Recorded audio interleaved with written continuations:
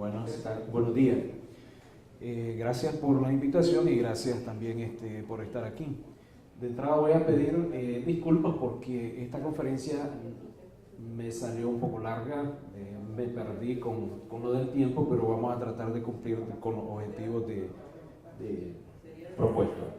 Entonces vamos a hablar del manejo del estado hiperglucémico en los pacientes críticos, pero antes de llegar ahí vamos a hablar un poquito de algunos antecedentes que hay sobre este tema.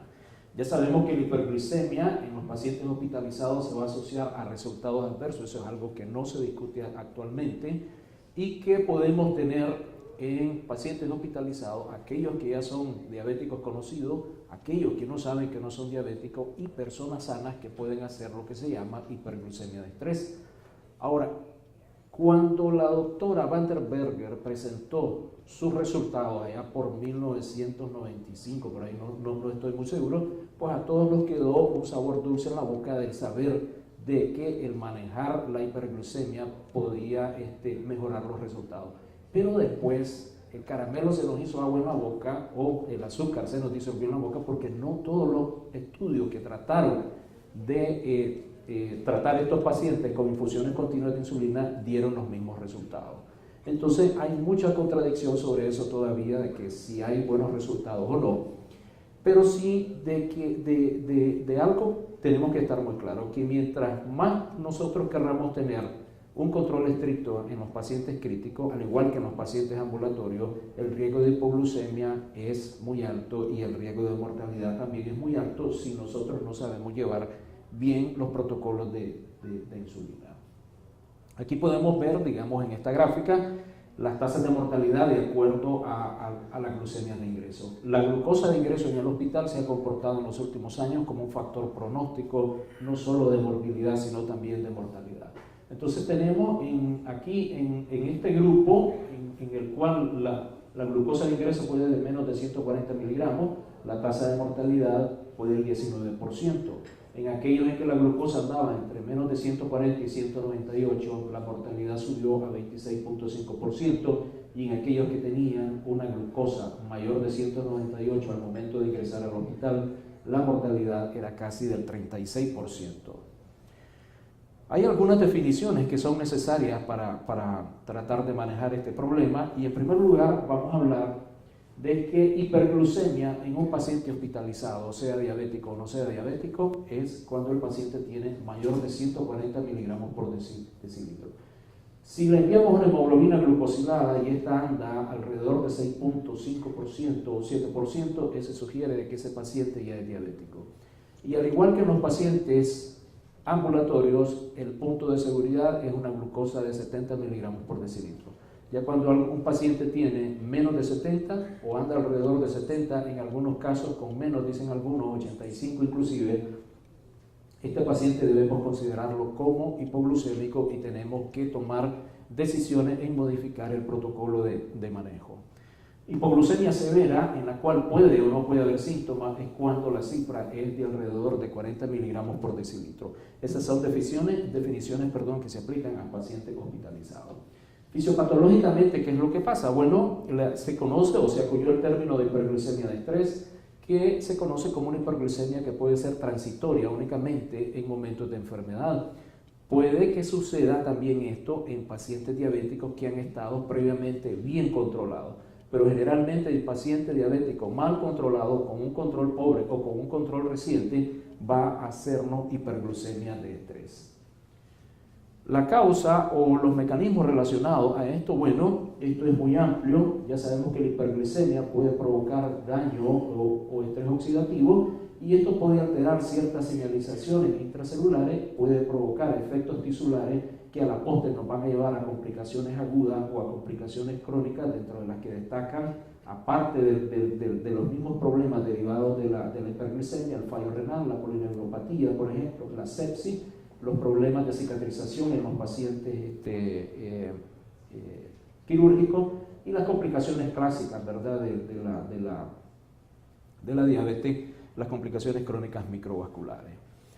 Bueno, hablemos un poquito antes de llegar a cuidados intensivos de qué es lo que pasa con los pacientes hospitalizados que no están en estado crítico. El objetivo del manejo de estos pacientes es tratar de normalizar la hiperglicemia, pero evitando que el paciente me caiga en hipoglucemia. Ya sabemos nosotros, lo hemos aprendido en los estudios en los últimos años, que la hipoglucemia también ahora es un factor pronóstico de mortalidad. Hay que corregir el estado catabólico, mejorar la función de los leucocitos, prevenir la diuresis osmótica, evitar la progresión de la hiperglicemia hacia la cetoacidosis diabética o al estado hiperosmolar no cetósico, y también en los pacientes quirúrgicos evitar alteraciones en la cicatrización. ¿Cuál es el objetivo? ¿Cuáles son las metas para un paciente hospitalizado que no está en estado crítico? Bueno, en primer lugar, mantener una glucosa antes de las comidas menos de 110 miligramos por decilitro, postprandial menos de 180 miligramos por decilitro, y en pacientes quirúrgicos que ya están críticamente enfermos, que van directo a UCI o al borde de entrar a cuidados intensivos, mantenerlo entre 80 y 110 miligramos por decilitro. Las metas no son globales ni pueden ser iguales para pacientes médicos o quirúrgicos. La cosa se complica porque hay protocolos de atención para pacientes médicos, pero para cada problema de pacientes médicos. Hay protocolos de atención para pacientes con infartos, para pacientes con otros tipos de problemas, para pacientes con neumonía, y en los pacientes quirúrgicos la cosa es peor, porque hay para cirugía de corazón abierto, hay para neurocirugía, hay para otros tipos de cirugía abdominal, etcétera, etcétera. Entonces, uno debe tener siempre, y algo que ha cambiado el manejo, la sobrevida, ha cortado la estancia hospitalaria, la morbilidad, inclusive la mortalidad, es el uso de protocolos. Protocolos tanto para pacientes no críticos y protocolos para pacientes críticos en cuidados intensivos. Los protocolos son los que han hecho que se dé el salto en la mejoría de estos de pacientes. Hemos tradicionalmente nosotros, y considero que en la mayoría de nuestros hospitales, nosotros estamos manejando a los pacientes como tradicionalmente se ha hecho, calculando como, o mejor dicho, transpolando lo que hacemos en un paciente ambulatorio, lo pasamos a un paciente hospitalizado, y eso no puede ser. Las personas hospitalizadas no críticas y críticas deben tener protocolos de atención y su manejo debe regirse por este tipo de cosas. Entonces, aquí tenemos, por ejemplo, pacientes que ingresan al hospital que pudieran estar controlados previamente con insulina o que nunca han usado insulina. Los que se controlaron previamente con insulina podemos manejarlos con 80 o 100% de su dosis basal, o cuando los vamos a pasar de NPH a glargina con el 50 o del 80%. Si son nuevos con insulina, la dosis basal tiene que ser pequeña, 0.2 unidades por kilo día, y bolos de corrección cada 6 a 8 horas con insulina rápida o análogos ultra rápidos. Pero estos bolos de corrección no son con el famoso insulina cristalina según esquema, sino que debe haber protocolos específicos para eso, como vamos a ver posteriormente.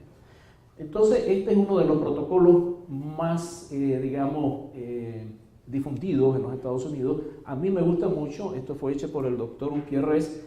El doctor Umpierres, él trabaja en Emory, y el doctor trabaja no en instituciones privadas.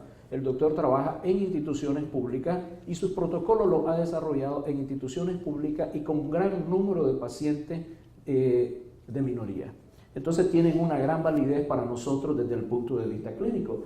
Entonces tenemos un régimen de bolo basal con insulina, glargina y glulicina, o sea, dos análogos, un análogo de acción prolongada y un análogo de acción ultra rápida. Se continúan todo lo que son los antidiabéticos orales, se inicia con una dosis total a 0.5 unidades por kilo, se puede reducir la dosis total a 0.3 unidades por kilo en los mayores de 70 años o en aquellos en los que la creatinina es mayor de 2, y se puede administrar el 50% como dosis basal y el otro 50% como dosis prandial. Y la glargina ya sabemos que se aplica siempre a la misma hora del día, y la glulicina en 3 dosis antes de cada comida, y no administrarla si el paciente no va a ingerir alimento o no come.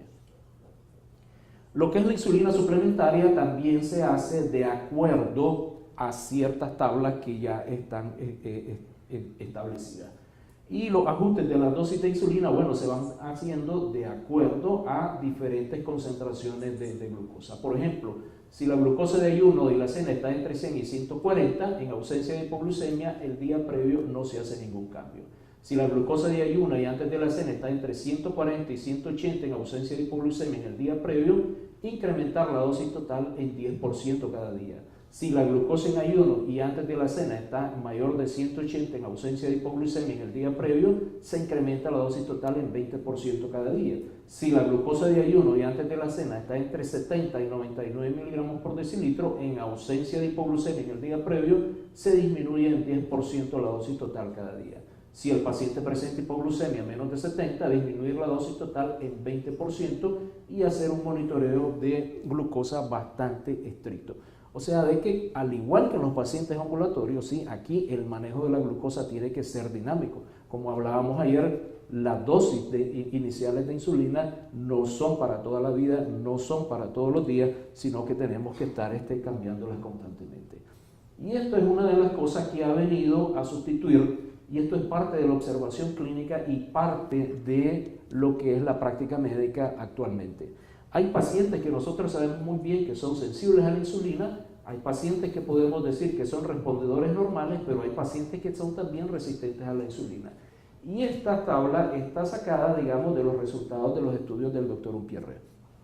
Entonces, aquello de la insulina cristalina según esquema con rangos muy altos, ahora se viene a hacer de acuerdo a la sensibilidad que puede tener el paciente a la insulina. Como ustedes pueden ver, si alguien tiene 141 y 180 de glucosa y es un paciente que consideramos que es sensible a insulina, únicamente le vamos a poner 2 unidades de insulina suplementaria. Si el paciente lo consideramos como un respondedor normal, 4 unidades, y si lo consideramos o se comporta como resistente a la insulina, 6 unidades de insulina suplementaria. Recordemos que la insulina suplementaria es con insulina glulicina, con un análogo ultra rápido o con insulina rápida.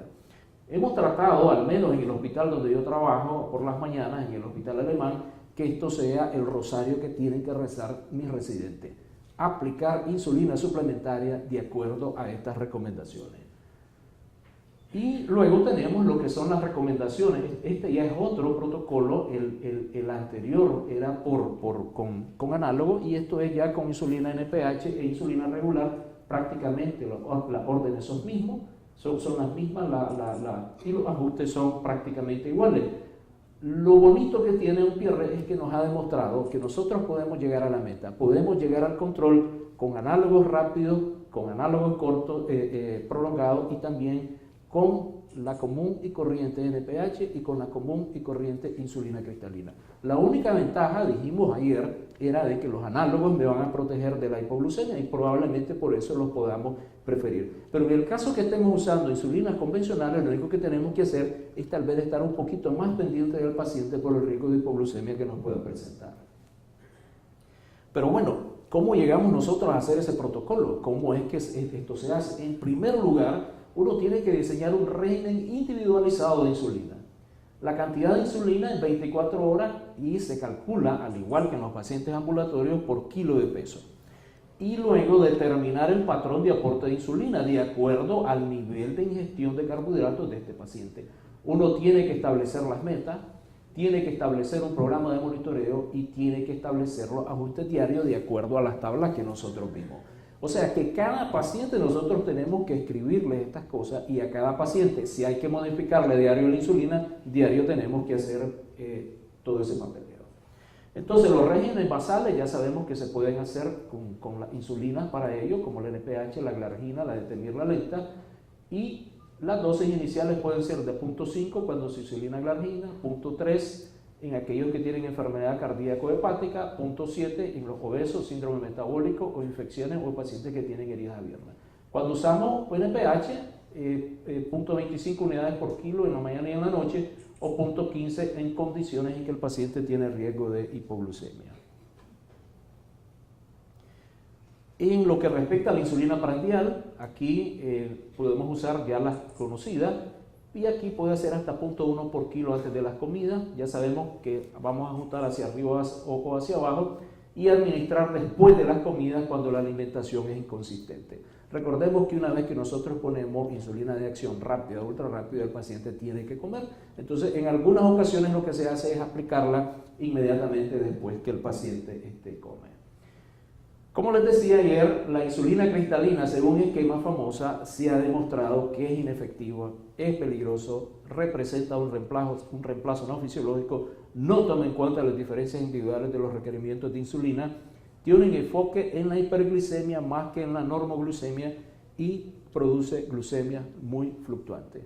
Si al utilizar insulina cristalina según esquema tiene alguna fundamentación científica y alguna evidencia científica, no la he encontrado. Si alguno de ustedes la ha encontrado, le agradecería que nos la comparta, porque esto ha venido prácticamente como tradición oral. Eso mismo usaba yo cuando yo estaba en cuarto año, lo usé cuando estaba en el internado, lo usé cuando era residente de medicina interna, pero nadie me dijo de dónde vino ni cómo llegó, y apareció por ahí y todavía lo seguimos utilizando. Entonces ya es momento de que ciertas prácticas debíamos irlas eliminando de nuestro quehacer.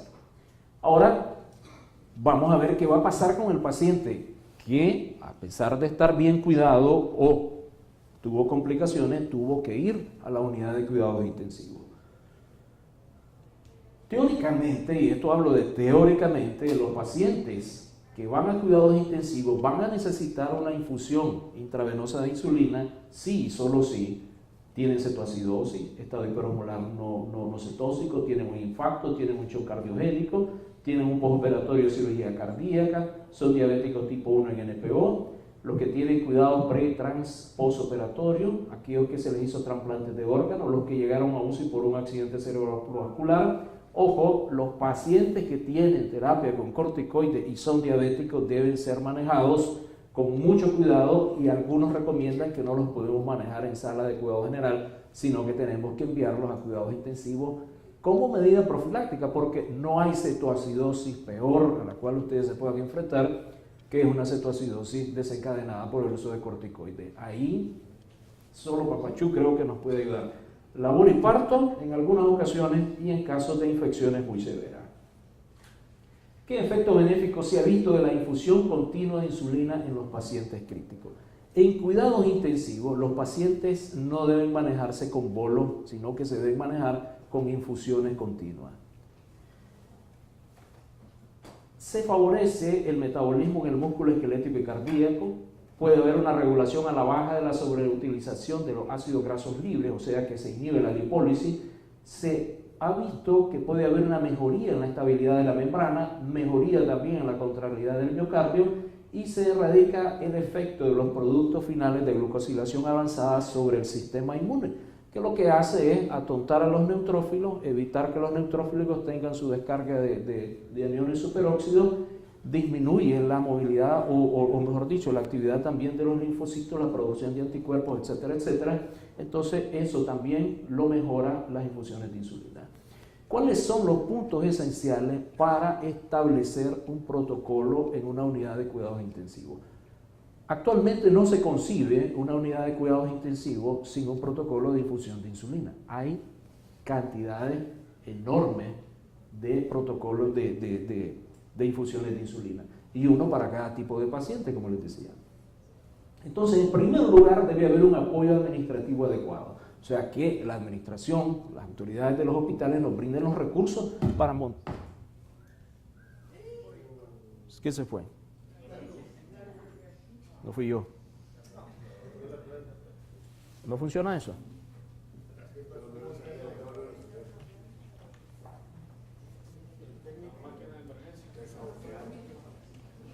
Se fue un rayo. Ah.